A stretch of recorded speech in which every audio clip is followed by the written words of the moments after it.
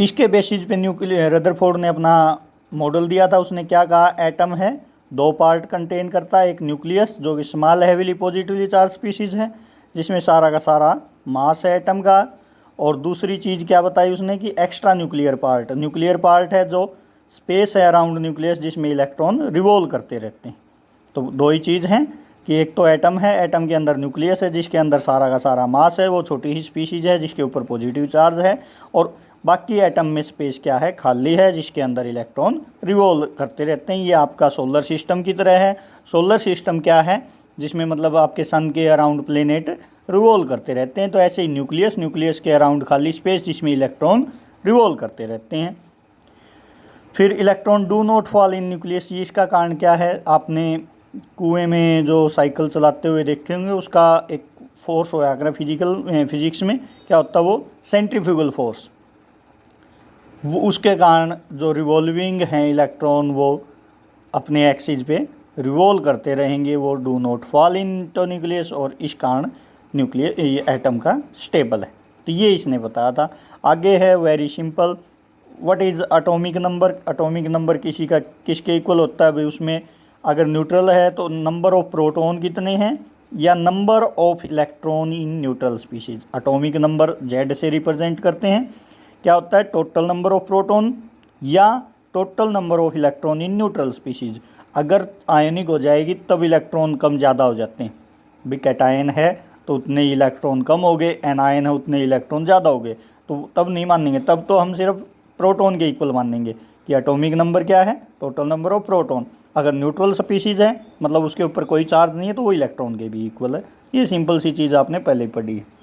Mass number क्या होता है, number of proton plus number of neutron. Number of proton plus number of neutron, उसमें कितने proton हैं और कितने न्यूट्रॉन हैं उनका सम आपका मास नंबर होता है। ये रिप्रेजेंटेशन है, एक्स कोई एलिमेंट है, जेड इसका एटॉमिक नंबर है, इसका मास नंबर है। इस तरह किसी एलिमेंट को हम रिप्रेजेंट करते हैं केमिकली। आइसोटोप क्या होते हैं, वो स्पीशीज जिसका एटॉमिक नंबर क्या होता है, same. Iso mean same, top same, atomic number तो सेम एटॉमिक नंबर, लेकिन मास नंबर क्या होता है उसका डिफरेंट होता है।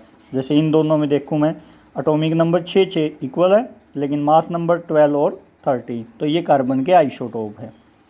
एक कार्बन का आइसोटोप 14 भी होता है, 6C14, वो रेडियो एक्टिव होता है। ये आपने प्रोटियम, ड्यूटीरियम, ट्रीटियम पढ़े होंगे, इनका क्या एटॉमिक नंबर तीनों का एक है, हाइड्रोजन ही है लेकिन इनका मास नंबर 1 2 3 डिफरेंट है। आइसोबार क्या होते हैं, वो स्पीशीज जिसमें डिफरेंट एटॉमिक नंबर होता है लेकिन मास नंबर क्या होता है, सेम होता है। वो स्पीशीज जिसमें एटॉमिक नंबर सेम लेकिन जिसमें डिफरेंट एटॉमिक नंबर डिफरेंट और मास नंबर उनका सेम होता है, 40 जैसे आर्गन, पोटेशियम, कैल्शियम का मास नंबर क्या है, 40 है, लेकिन सेम है वो एटॉमिक नंबर क्या है, 18 19 20 डिफरेंट है। आइसोटोन, आइसो मतलब सेम, टोन मतलब न्यूट्रॉन, जो स्पीशीज जिसका नंबर ऑफ न्यूट्रॉन सेम हो लेकिन एटॉमिक नंबर उनका डिफरेंट हो उसको आइसोटोन कहते हैं। Iso mean same, tone mean neutron. दो species which have same atomic number, same number of neutron same है, और जैसे इन तीनों में न्यूट्रॉन 8 हैं, अगर आप न्यूट्रॉन निकालोगे कैसे निकालोगे, 14 - 6 8, 15 - 7 8, 16 - 8 8। न्यूट्रॉन सेम हैं लेकिन एटॉमिक नंबर उनका डिफरेंट है, इसको हम क्या कहते हैं, आइसोटोन कहते हैं।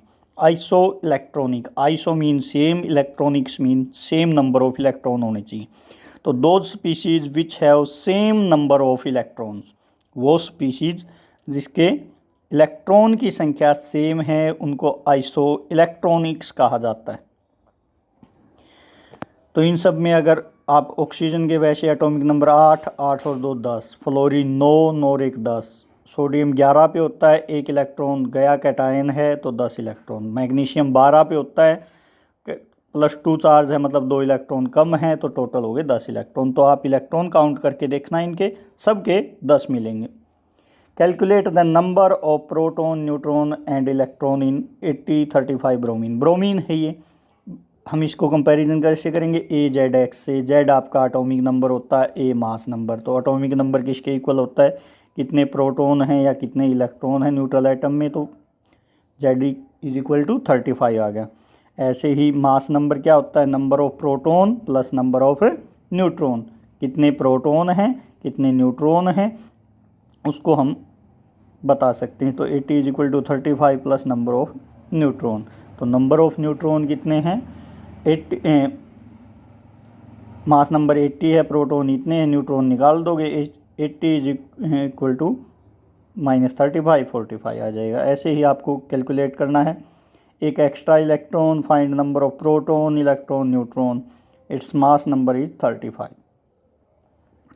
आपको क्लोरीन दिया है, उसके ऊपर एक नेगेटिव चार्ज है, यानी आपको ये स्पीशीज़ दी हुई है क्लोरीन नेगेटिव आयन, और इसका मास नंबर 35 दे दिया। एटॉमिक नंबर अगर आपको पता तो इलेक्ट्रॉन प्रोटॉन पता चल जाएंगे, एक इलेक्ट्रॉन एक्स्ट्रा है तो वो भी आ जाएंगे, और न्यूट्रॉन भी फिर आप मास नंबर और एटॉमिक नंबर से निकाल सकते हो। ऐसे ही क्वेश्चन है, एटॉमिक नंबर 20 है, न्यूट्रॉन 20 हैं, इसका मास नंबर बता सकते हो आप। तो एटॉमिक नंबर को जेड के इक्वल लिखोगे। जेड क्या होता है, नंबर ऑफ प्रोटॉन या नंबर ऑफ इलेक्ट्रॉन। न्यूट्रॉन आपको गिवन है तो मास नंबर क्या होता है, number of proton plus number of neutron. इसके बाद है इलेक्ट्रोमैग्नेटिक रेडिएशन थ्योरी।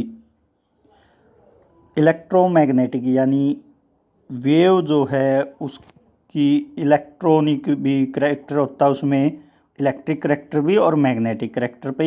ये थ्योरी जेम्स क्लर्क मैक्सवेल ने दी थी। मेन पॉइंट क्या है, the energy is emitted from any source continuously in form of radiation and is called radiant energy. भाई bulb है, बल्ब के अंदर से एनर्जी, ये नहीं है एक बार वो एनर्जी दे दी उसने फिर बंद हो गया फिर ऑन हो गया फिर ऑफ हो गया, ऐसा नहीं। एनर्जी कंटिन्यूसली, ये नहीं है कि एक बार एनर्जी उसमें से जो लाइट है वो एक बार आ गई फिर बंद होगी फिर आ गई बंद होगी, ऐसी नहीं है। एनर्जी कंटिन्यूसली निकलती रहती है धीरे धीरे। तो इन फॉर्म ऑफ रेडिएशन, जिसको हम क्या कहते हैं, रेडिएंट एनर्जी की energy emitted from any source continuously. ठीक है, लगातार आती रहेगी वो, ये नहीं कि एक बार आ गई एक बार ख़त्म होगी एक बार आ गई। उसके बाद radiation consist of electric and magnetic field oscillating perpendicular to each other and both perpendicular to direction of propagation of motion।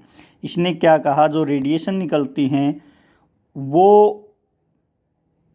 Electric part भी रखती हैं, उनकी इलेक्ट्रिक नेचर भी है और मैग्नेटिक फील्ड नेचर भी है, और दोनों आपस में परपेंडिकुलर हैं। ये कहो आप, एक मान लीजिए इस तरह चल रही है, ये आपका ये है, इस तरह परपेंड चल रही है, दूसरा इसके 90 डिग्री पे चलेगी।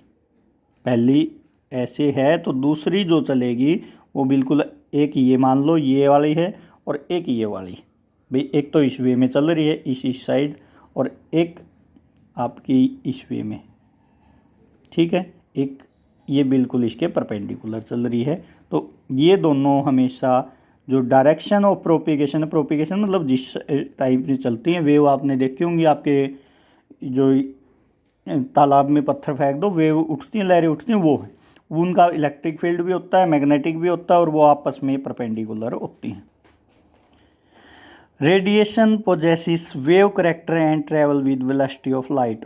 कि रेडिएशन जो है उनका वेव करेक्टर होता है, और वेव मैंने बताया कि तालाब में पत्थर फेंक दो जो लहरें उठती हैं वो ऐसे ही मोशन होता है उनका, तो वो वेव नेचर होती है, और वो ट्रैवल करती हैं वेलोसिटी ऑफ लाइट। लाइट की वेलोसिटी कितनी होती है, 3 × 10 की, इस स्पीड से वो मूवमेंट करती हैं।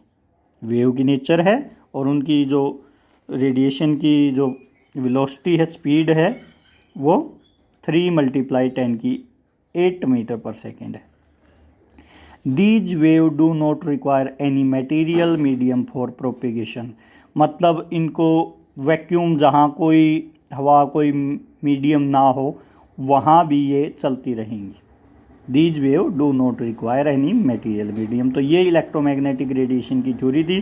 किसी भी सोर्स से कंटिन्यूसली निकलेंगी, फिर दोनों में इलेक्ट्रिक और मैग्नेटिक फील्ड भी होगा, दोनों आपस में एक दूसरे के परपेंडिकुलर होगा, वे मूव किस स्पीड से करेंगे, वेलोसिटी ऑफ लाइट के साथ मूव करेंगे और इनके लिए कोई मटेरियल मीडियम की ज़रूरत नहीं है।